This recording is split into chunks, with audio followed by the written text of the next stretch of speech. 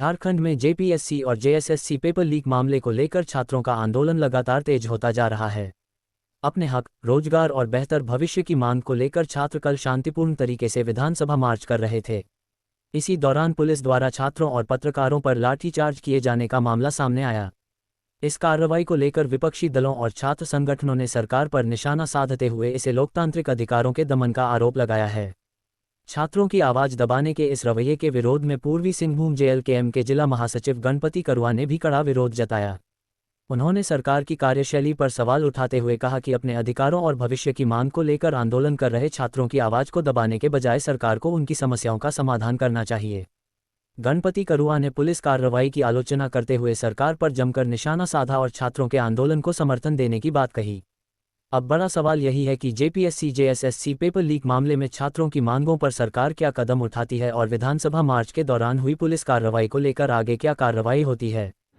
एक झारखंड का बहुत ही निंदनीय व्यवस्था है, क्योंकि आज जो आने वाला झारखंड का भविष्य जो पीढ़ी है, छात्र हैं, और जिस तरह से ये जो वर्तमान की सरकार है ये नौकरी बेचने पर तुली हुई है।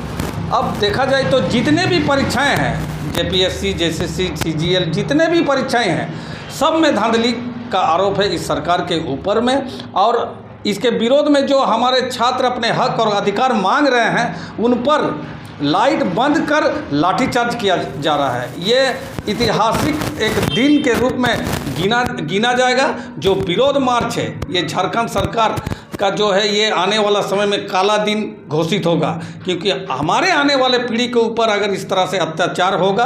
आज देखा जाए तो हमारे पार्टी के हमारे बड़े भाई देवेंद्र नाथ महतो 8 दिन से भूख हड़ताल पर हैं, और आने वाला जो भविष्य है वो पूरे जोर शोर से आंदोलन कर ली, लेकिन इस सरकार के कान में चू तक नहीं आ रही है। ये सरकार को आने वाले 29 में उखाड़ फेंकने की बारी आई है, और आने वाला समय में ये जेएमएम की सरकार नहीं रहेगी, क्योंकि जो भविष्य पर खिलवाड़ करता है उसे कभी भी कोई बर्दाश्त नहीं किया जाता है। सरकार से 2 राउंड बातचीत हुई है, लेकिन विफल रही है, क्योंकि सरकार जो सीजीएल का जो आपका परीक्षा हुई है उसे रद्द नहीं करना चाहती है। सरकार न्यायालय का अधीन के रूप में बोला जा रहा है, लेकिन हमारे छात्र जो बातचीत किए हैं कि ठीक है, आप न्यायालय के ऊपर जा रहे हैं, लेकिन न्यायालय के आधार पर ही आप सीजीएल को रद्द कीजिए, क्योंकि जो धांधली हुई है उस सारे परीक्षाओं को रद्द करना चाहिए। सीबीआई जांच होना चाहिए, ईडी से जांच होना चाहिए, क्योंकि ये नीचे से लेकर ऊपर तक फांसी का फंदा लगेगा।